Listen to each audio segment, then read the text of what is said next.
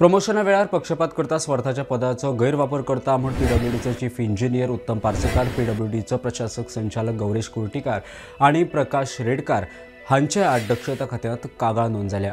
15 दिसां भितर रिपोर्ट दिवचो म्हूण दक्षता खात्यान चीफ इंजिनियर पार्सेकाराक बरयला।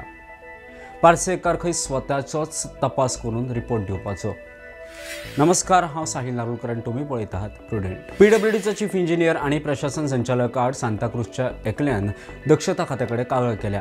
प्रमोशना वेळार पक्षपात करता स्वार्था खातीर पदाचो गैरवापर करता म्हूण कागाळ नोंद केल्या।